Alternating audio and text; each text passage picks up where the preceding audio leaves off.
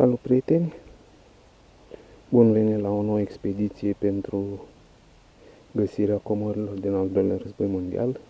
History Guard orează vizionare plăcută și primul obiect mai deosebit pe care l-am găsit, poate nu l-aș fi comentat, dar vedeți și voi, este un fragment de drive band, sau mai bine zis driving band, de la un proiectil sau obuz, nu știu, sovietic, german, românesc. Chiar nu am mai găsit așa forma asta, modelul ăsta. Vedeți că are un model mai deosebit pe partea, asta este partea care era atașată pe corpul proiectilului sau obuzului. Și aici partea exterioară. Interesant că alamă sau cupru, nu, cupru, cred că. Cupru pentru că e mai greuț.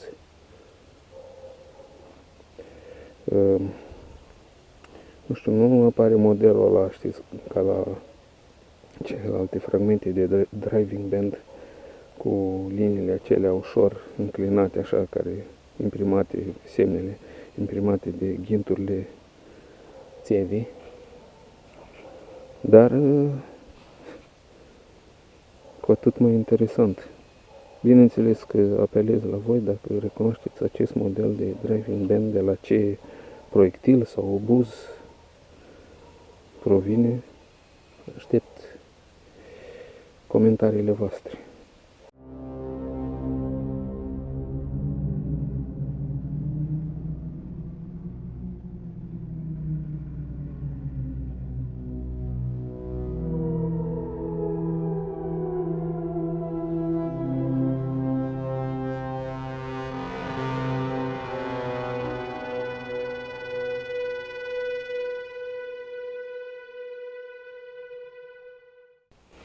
Salut, prieteni, ne revedem la ce credeți. Chiar n-am mai găsit, nu pot să spun așa ceva, am mai găsit, nu știu, un gen de clopoțel sau, dar uitați, și întreg, are și limba. Nici o să știu, nu știu dacă e de atunci, din al doilea război mondial, dar e interesant, uitați, și sună.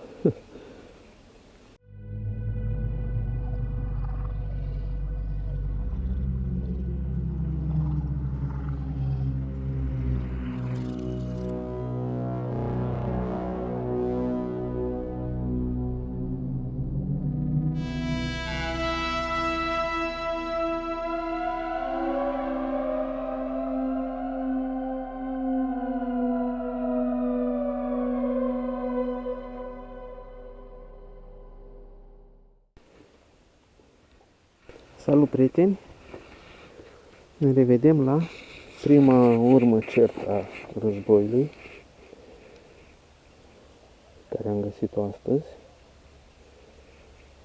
Un tub de cartuș Separvi Mauser 792, tras cel mai probabil de o pușcă. Interesant că e impresia că e un tub Zgrojovka. Da. Zgrojovka Brno. Da. Cel mai probabil a fost tras de pușca ZD-24. Da. Nu. După amprenta polipercutoare, după a fost tras, cred că de o Mauser Kar 98. Da, interesant. Și ce e mai interesant, care e la gât aici, marginea asta, parcă vedeți, puțin lărgită, ca și cum ar fi fost scos glontele, cum apare la tuburile alea de cartușe netrase, dar care au fost golite. Dar oricum, uitați, deci a fost tras. Interesant.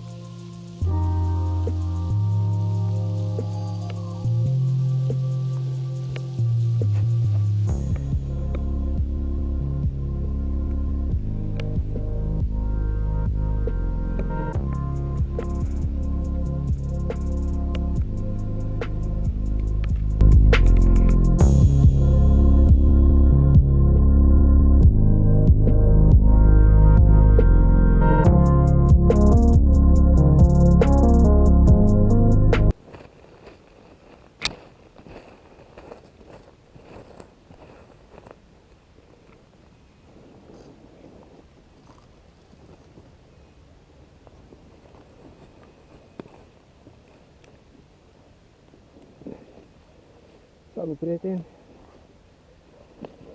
Cam am ajuns la sfârșitul expediției de azi. După cum vedeți, am găsit, ce să zic, am găsit un obiect. Am crezut la început că e o gamelă, dar nu știu, nu cred. După cum arată, pare o tăviță ceva. Nu știu, o să vedem.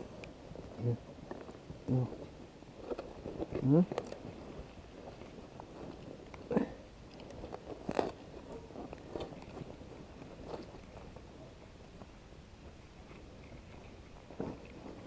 Să dau și în partea asta.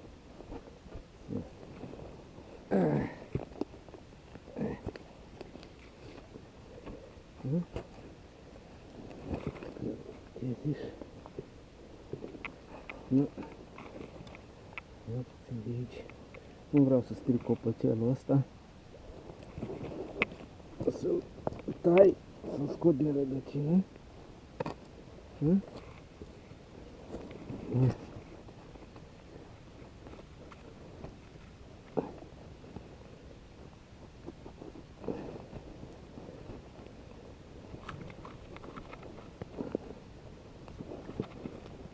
Hai.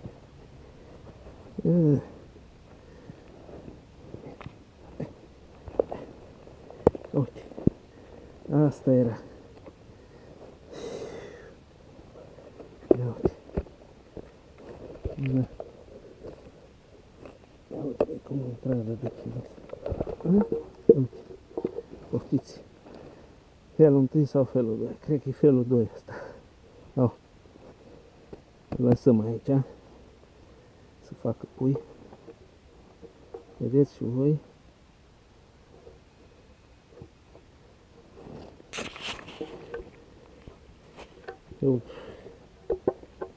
Un vas.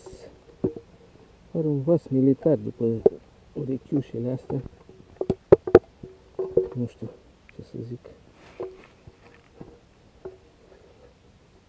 Deci și aici. Deci simetric. Două așa și două așa. Voi ce ziceți? Din timpul războiului sau mai degrabă arată un vas din primul război mondial. Nu știu. Dacă voi știți, ați mai găsit, ați văzut sau cel puțin aveți idee ce ar fi vasul ăsta, care e mai lat sau zincat, nu știu, smălțuit. Vedeți vopseaua originală. Acum, nu știu, inscripții dacă are ceva. Așa, nu prea se vede mare lucru. Dar am să-l curăț și vom vedea.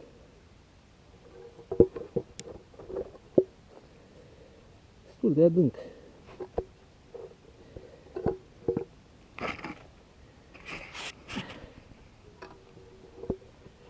Nu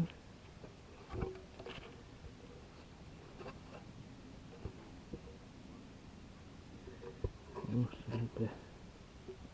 De obicei pe funda astea mai aveau o emblemă, ceva inscripționat. Dar nu. Oricum aștept părerile voastre despre acest obiect, vas. Ce ar fi?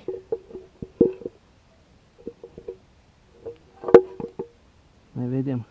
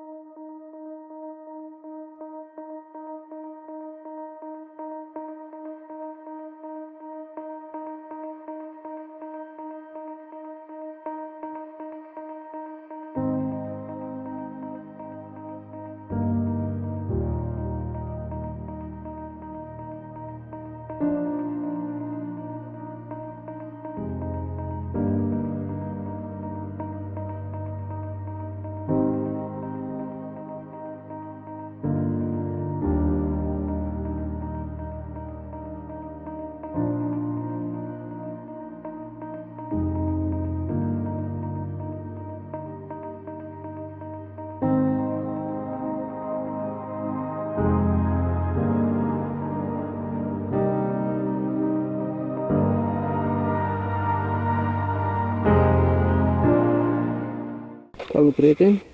Uitați că am mai găsit ceva. Surpriză interesantă și aș putea spune frumoasă.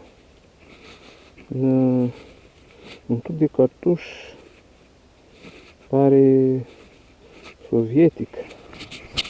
Cam la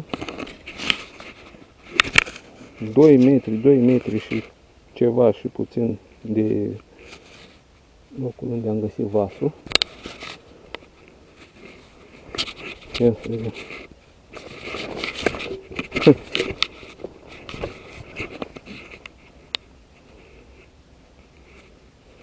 Interesant.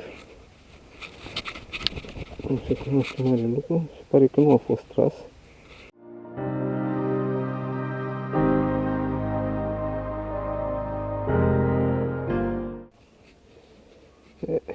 Se pare că trubul pe care tocmai l-am găsit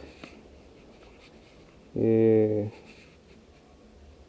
pot să spun, inedit, cel puțin pentru mine. E un tub interesant.